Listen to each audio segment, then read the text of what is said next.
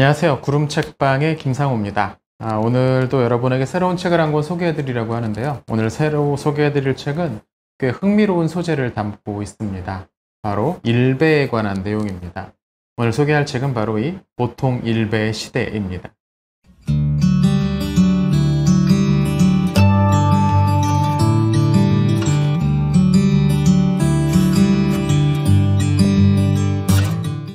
저는 이 책의 제목을 들었을 때 이거 한번 읽어봐야겠다라는 생각을 했습니다. 이 제목이 재밌을 것 같잖아요. 일배라는 집단에 대해서 아마 못 들어보신 분은 안 계실 겁니다.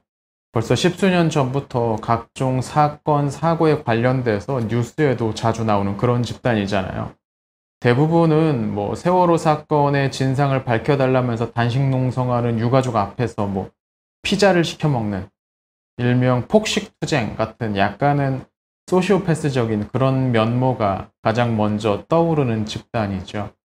얼마 전에는 대통령실에 새로 일하게 된 사람의 전에 일베에서 활동했다는 전력이 있다 이런 게 밝혀지면서 좀 무리가 일어나기도 했었습니다. 그러니까 그 정도로 아직도 우리 사회에서 이 일베라는 건 뭔가 좀 피해야 되는 그런 존재들, 그런 사람들처럼 여겨지고 있다는 거죠. 사실 저는 그 사이트에 일부러 접속해 본 적은 한 번도 없습니다. 구글에서 어떤 정보를 찾으려다가 한두 번 링크가 연결돼서 들어가 본 것 같기는 한데요. 다른 것들을 살펴보거나 그런 건 아니고요. 그래서 일배 하는 얘기는 많이 들어봤는데, 그리고 그들이 한다는 각종 패드립이나 망언들, 그런 소문들, 소식들도 들어봤지만, 정작 그들이 어떤 집단인지에 대해서 제대로 찾아보거나 분석해 본 적은 없더라고요. 아마 저를 포함한 대부분의 분들이 그러실 겁니다. 이 사람들이 뭔가 좀 이상하긴 한데 왜 그러는 걸까? 그런 생각을 하실 수도 있고, 거기서 활동하는 사람들은 모두 사회 부적응자나 좀 반사회적 망상으로 가득한 예비 범죄자라고 조금 더 강하게 비판적으로 생각하시는 분들도 계시겠죠. 오늘 소개해드리는 이 책은 바로 그 일배 집단, 일배 현상에 대한 사회학적 연구를 담고 있습니다. 그냥 내가 보니까 이렇더라 하는 식의 인상 비평이 아니고 여러 가지 직접적인 사회학적 도구를 사용을 해서 나름 균형 잡힌 연구를 하고 있어요. 원래 이 책은 서울대학교에서 석사학위 논문으로 제출되었던 것들을 조금 보강해서 새로 낸 책이라고 합니다. 확실히 제대로 된 논문은 이 정도는 조사하고 연구 분석을 해야지 통과가 되는 거죠. 책의 첫 번째 부분은 일배라는 사이트가 나오게 된 역사적 과정을 추적하는 이야기입니다. 확실히 어떤 문제를 제대로 이해하려면 역사를 찾아보는 것부터 시작을 해야죠. 저자는 일배가 어느 날 갑자기 튀어나온 게 아니라 DC인사이드나 딴지일보, 그리고 그보다 앞서 있었던 PC통신 등에서 형성되었던 하나의 그 사이버 문화적 전통과 계보를 이어받고 있다고 말합니다. 이런 사이트들에 익숙하신 분들도 계시겠죠. 그리고 이런 사이버 문화에서 개그 혹은 웃음이 얼마나 중요했는지를 설명을 합니다. 생각해보면 짧은 시간 동안 사람들의 눈길을 끌고 공감을 이끌어내고 또 추천까지 끌어들일 수 있는 걸로 이 웃음만한 게 없기 때문이죠. 잘 만든 유머 콘텐츠는 많은 조회수를 불러왔고 그런 것들을 자주 만드는 사람들은 그 사이트 내에서 인정을 받는 일종의 내부 권력을 획득하게 됩니다. 사람들이 여기에 집중하게 되었던 이유죠. 처음에 영화 포스터를 합성을 해서 사회적 비판 기능을 시도했던 딴지일보가 그 가장 첫 부분에 있었다면 DC인사이드라는 사이트 이용자들은 이걸 조금 더 발전시켜서 짤이라는 이미지를 만들어냅니다. 여러분도 한 번쯤 들어보셨을 겁니다. 짤, 개주기, 그런 재미있는 사진들이죠. 네, 이런 사이트들은 초기에는 분명 진보적인 정치 성향을 가진 사이트였습니다. 상황이 바뀌기 시작한 건 2004년 DC의 진보적 이용자들이 전여욱 전 의원과 공개 토론을 하면서부터였다고 합니다. 여기에서 이 DC 이용자들이 자신만만하게 토론에 나섰다가 패했다는 거죠. 그 결과 DC의 정치사회 갤러리가 보수 이용자들에 의해서 점령당하는 사태가 발생합니다. 2008년 미국산 쇠고기 수입 반대 촛불 집회도 이런 경향을 가속화시켰습니다. 이 사건을 계기로 해서 인터넷상에 파편적으로 존재했던 보수 세력들이 결집을 했던 거죠. 이들은 촛불 집회 참여자들이 선동, 날조, 감성파리에 빠졌다, 촛불 좀비다, 이런 단어들도 등장하기 시작을 했습니다. 소화기남 사건이라든지 여대생 사망설 같은 루머를 통해서 자신들의 주장을 강화했고요. 여기에서 일베의 주된 특징 중 하나인 선동 거부의식이 나타납니다. 그렇게 보수화된 DC에 또 다른 변형이 나타나는데요. 먼저 이 사이트에는 하루 동안 100만 개 이상의 게시글이 올라온다고 합니다. 댓글 같은 경우는 250만 건 이상이라고 하니까 엄청난 양이죠. 그러다 보니까 내가 공을 들여서 작성한 게시물이 얼마 후에 새로 올라온 글들에 의해서 뒤로 밀려나는 일들이 자주 발생을 합니다. 이런 일이 발생을 자주 하면 굳이 열심히 글을 쓰고 싶은 마음이 안 들겠죠. 그래서 나온 것이 일간 베스트라는 개념이었습니다. 지금은 이름이 바뀌어서 개념글이라고 한다고 하는데요. 이 일간 베스트라는 것은 사람들의 많은 추천과 공감을 받은 글들을 상위에 고정시키게 하는 기능이었습니다. 그렇게 되니까 사람들은 저마다 서로 이 일간 베스트에 올라가기 위해 더 멋진 글을 쓰기 위해서 경쟁을 시작을 한 거죠. 그러니까 이 게시물 경쟁의 현장에서 사람들의 주목을 끌기 위해서 여러 가지 전략들이 나타납니다. 그중 하나가 어그로꾼이라는 겁니다. 이 어그로란 화를 뜻하는 어그리베이션의 줄임말입니다. 원래는 온라인 게임 용어죠. 팀을 이루어서 강한 적을 상대를 할 때 그 중에서 방어력, 체력이 가장 높은 캐릭터가 앞에 나서서 적의 관심을 끌어서 대신 공격을 맞아주는 대신에 나머지 그 팀원들이 그 적을 공격해서 쓰러뜨린다는 이런 전략입니다. 온라인상에서 이 어그로꾼도 비슷한 역할을 합니다. 다른 사람들에게 부정적인 감정을 불러일으켜서 욕을 먹는 거죠. 근데 욕도 관심이거든요. 조회수를 높일 수 있고 댓글이 늘어나고요. 그러니까 이들이 욕을 많으면 많을수록, 많이 먹으면 먹을수록 그들의 전략이 성공했다는 의미가 됩니다. 성공적인 어그로꾼은 상대의 약점을 파악해서 바로 그 부분을 공격을 합니다. 그리고 이때 그 공격의 핵심은 성스러운 것을 부정하고 해체하는 데 있습니다. 당연히 상대는 그런 공격을 받을 경우 크게 분노하고 흥분해서 대응을 하는데 그 반응들이 일종의 쾌감을 불러일으키는 겁니다.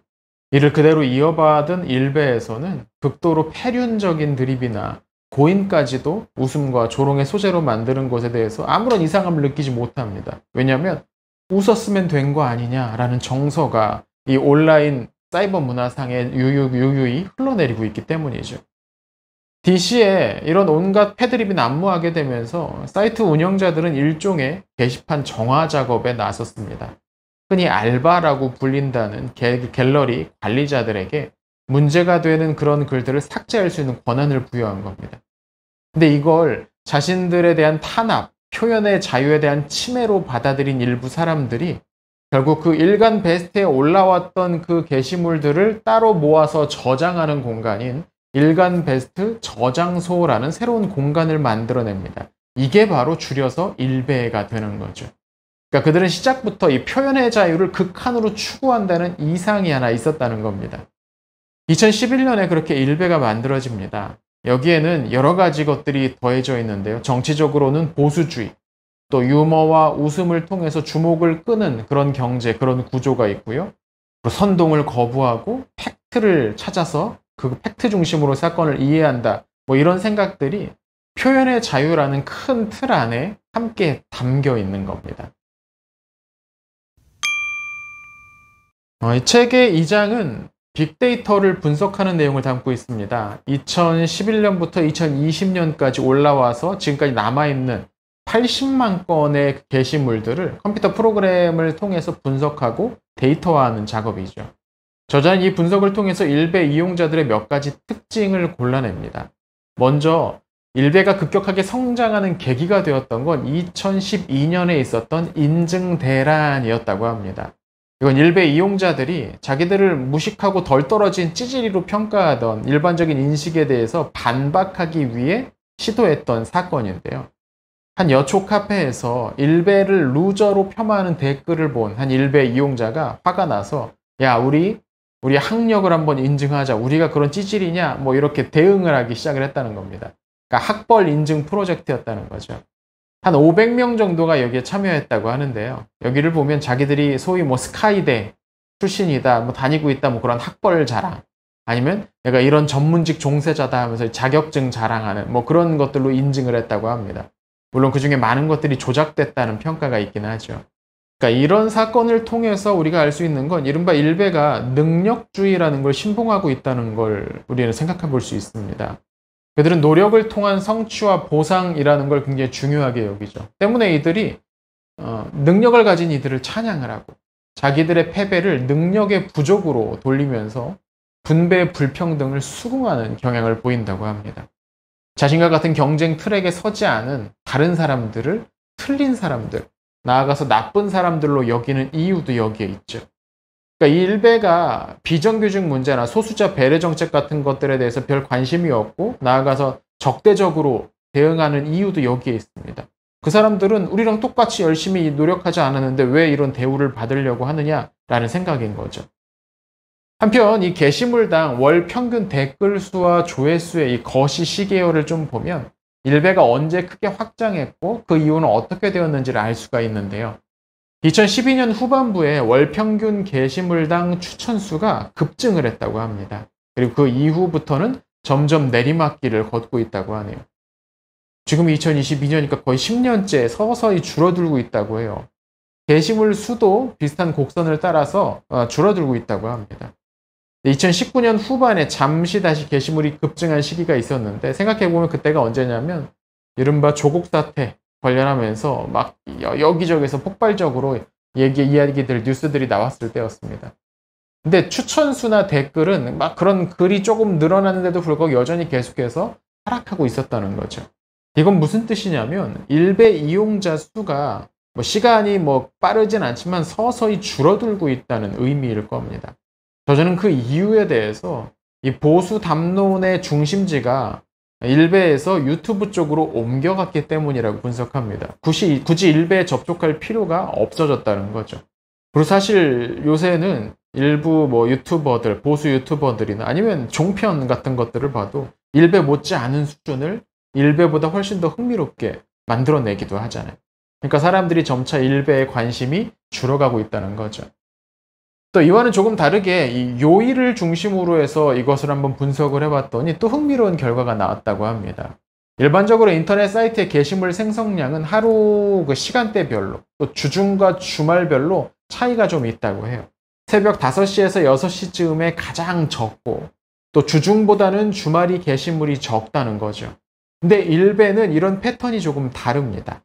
5시에서 6시가 가장 게시물이 적은 것은 동일하지만 나머지 시간대에 비해서 그 줄어드는 폭이 적다고 합니다. 또 주말과 주중 사이에 차이가 거의 없는 특징도 있다고 하죠.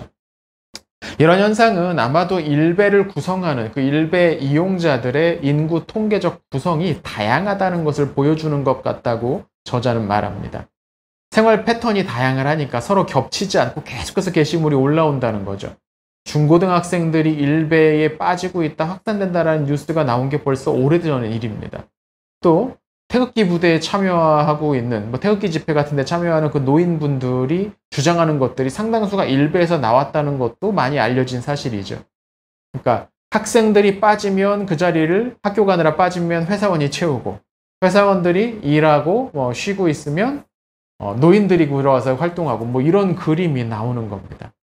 또 조금 더 세부적으로 여기에 일베 게시판에서 사용되는 단어들을 분석을 하면 이들이 혐오하고 있는 대상이 무엇인지를 좀 더 분명하게 알 수가 있는데요.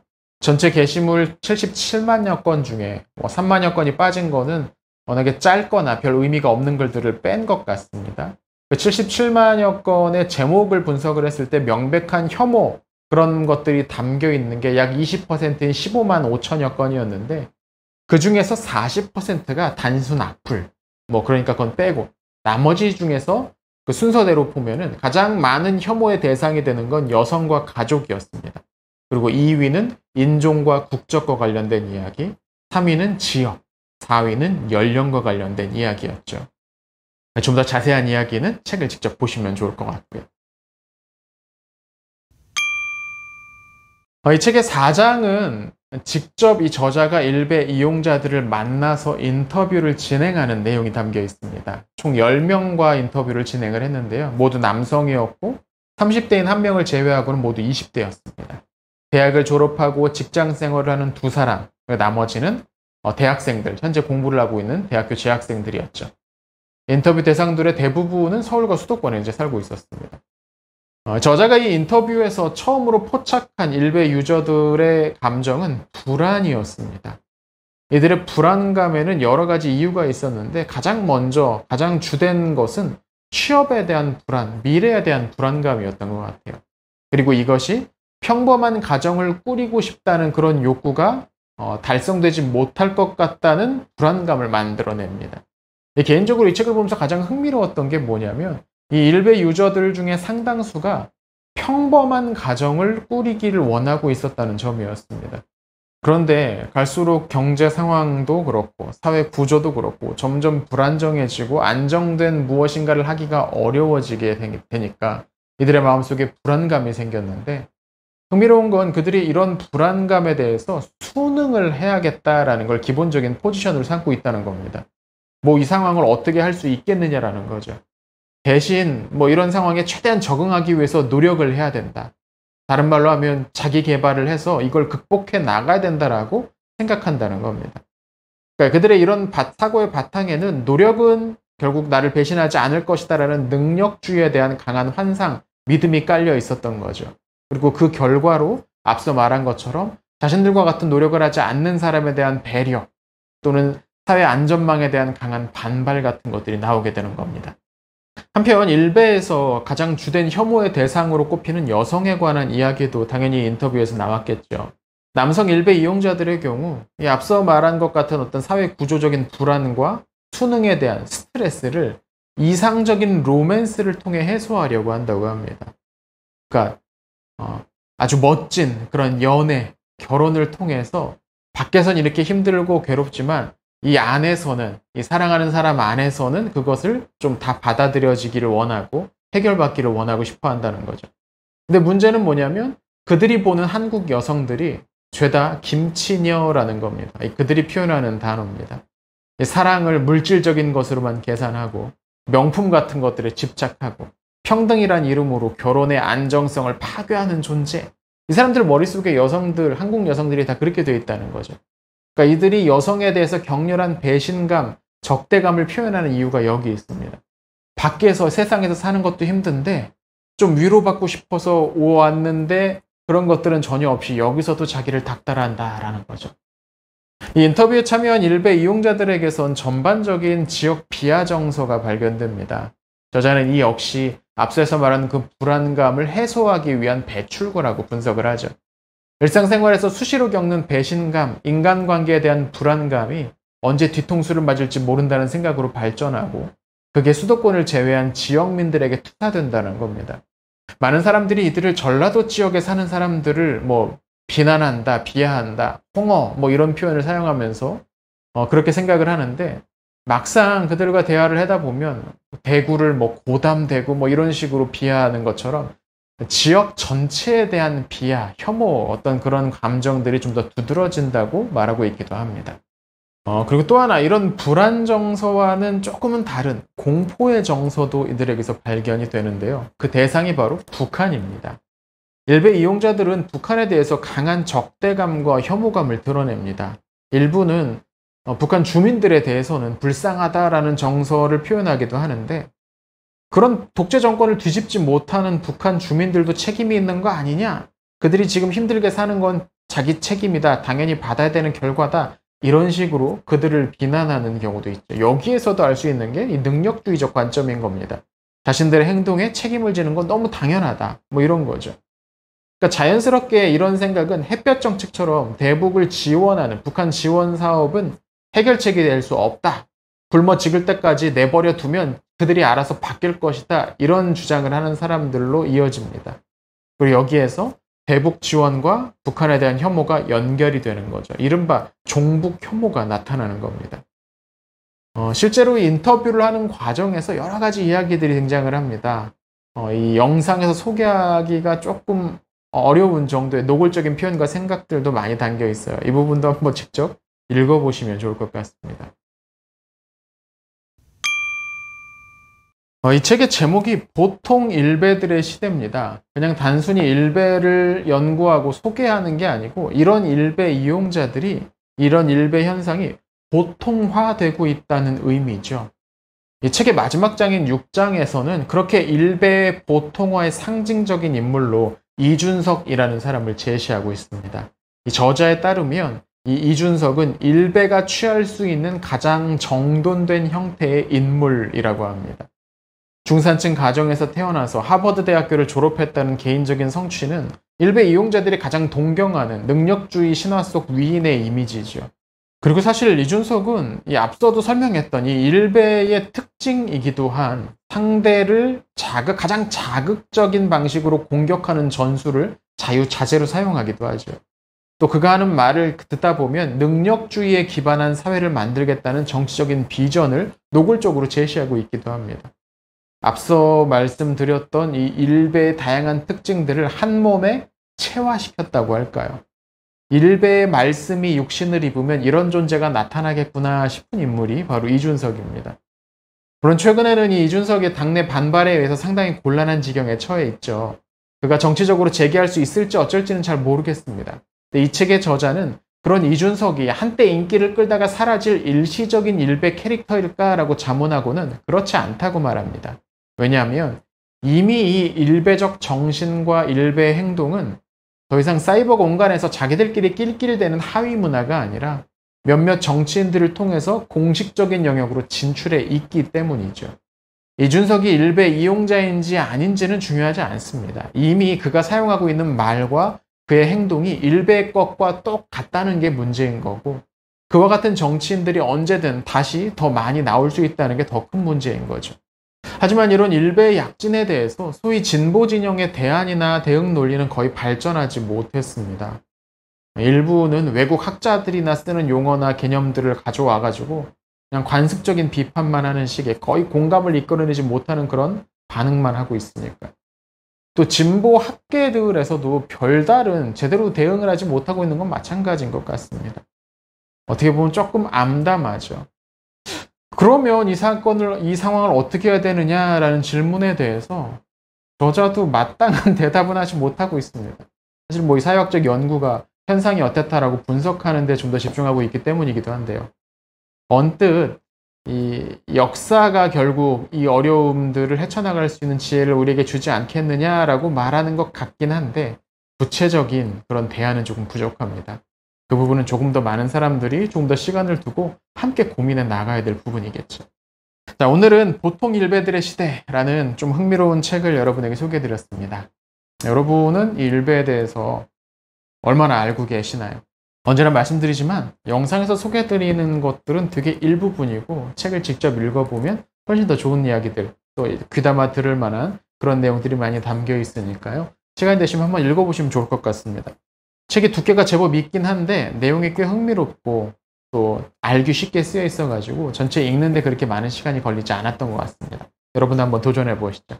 오늘 영상은 여기서 마치겠습니다. 구독과 좋아요, 댓글은 영상 제작에 큰 힘이 됩니다. 시청해주셔서 감사합니다.